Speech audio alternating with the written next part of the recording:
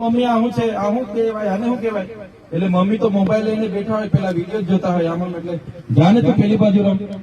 થાય છે કે નથી થતી? આ પરિસ્થિતિ છે. મમ્મીને કઈ કામ કરવું હોય એટલે પેલા છોકરાને મોબાઈલ પકડાઈ દે, તું રમતો થશે, મેં પેલું કામ કરીને આવું. થાય છે કે નથી? છોકરાને ઉલટાનો મોબાઈલ આપી દે, નાનો પોયરો રોડતો હોય ને કે ભાઈ તું પકડ, આ અમે પેલું કામ બતાવી. પછી આપણા લોકો ફરિયાદ કરે, અમારા છોકરા કાઢતા નથી. જ્યાં બે સાહેબ તમે કઈ કરો ને, આ જુવાનિયાનું કઈ કરો. હવે અમે શું કરવાનું? આપણે તો બધા ટેવ પાડેલા છે કે નથી? કહેવાનો મતલબ, આપણે નાના હતા, વડીલો બધા નાના હતા ત્યારે મોબાઈલ હતો? જોરથી બોલો, મોબાઈલ હતો? તમે નાના હતા ત્યારે મોબાઈલ હતો ભાઈ? ઇન્ટરનેટ હતું? ઓનલાઈન શિક્ષણ હતું? ઓનલાઈન ગેમ રમતા હતા? ફેસબુક ને ટ્વિટર ને ઇન્સ્ટાગ્રામ હતું? કઈ નતું. આજે બધું જ છે. તો એના સારા ફાયદા પણ છે, એનું નુકસાન પણ છે, પણ સારા ફાયદા તરફ વાળવાની જવાબદારી આપણી છે. આપણા બાળકો સાથે બાળક બનવાની જવાબદારી આપણી છે. હવે આપણા બાળકને ક્યારે આપણે સાંભળતા જ ના હોય ને પછી એની ફરિયાદ આપણે કરીએ તો કઈ રીતનું ચાલશે? એટલે હમણાંના જનરેશનને બધું થોપી બેસાડવાનું ચાલવાનું નથી. એમને કામ આપણે હોપીશું તેટલું કામ એ કરશે. બહુ ટેલેન્ટ છે આજના છોકરાઓમાં, પણ એમને દિશા આપવી પડશે. એને રમત ગમતમાં, શિક્ષણમાં, બધી રીતે એને શીખવાડવું પડશે. આજનું બાળક જીતી જાય એમ નહીં, પણ જીવી કેવી રીતના જશે, જીવવા માટેનું આપણે એમને શીખવાડવું પડશે. ત્યારે આ બધી પ્રવૃત્તિઓમાં આવનારા દિવસોમાં આગળ વધવું પડશે.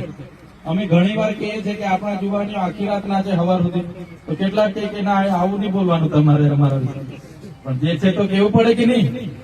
ત્યારે આપણી સંસ્કૃતિ પણ આપણે બચાવવી પડશે.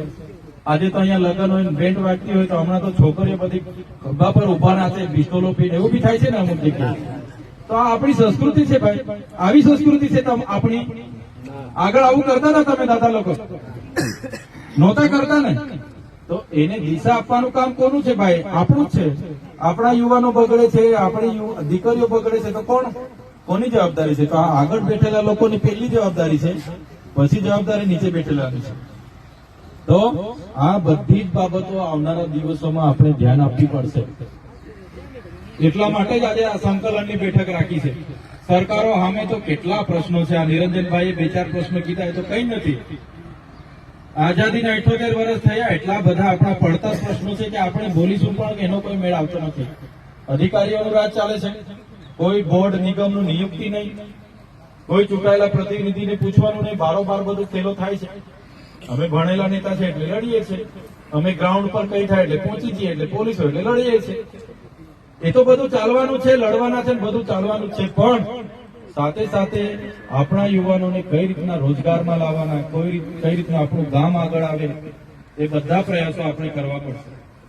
આજે ઘણા માજી સરપંચો અને સરપંચો મારી સાથે છે, એમને પણ હું વિનંતી કરું છું, આપણા વિસ્તારમાં ખૂબ સારી જગ્યા છે, ગ્રાઉન્ડો છે. આપણા યુવાનોને સ્પર્ધાત્મક પરીક્ષા તરફ વાળો, એમને પ્રેક્ટિકલ માટે પ્રોત્સાહિત કરો. કોઈ આર્મી મેન હોય, રિટાયર હોય, એને પણ હોપો કે આપણા યુવાનોને રોજના 1-1 કલાક અહીંયા તાલીમ આપે, દોડાવે, પ્રેક્ટિકલ કરાવે, વાંચવા માટે કોઈ લાઇબ્રેરીની વ્યવસ્થા કરી આપો, તો આપણા યુવાનો આગળ આવશે.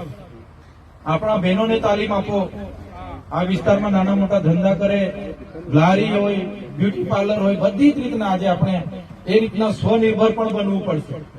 કાયમ આપણે પછી સોસાયટીના અનાજ પર આધાર રાખીશું તો આપણો ઉદ્ધાર થવાનો નથી.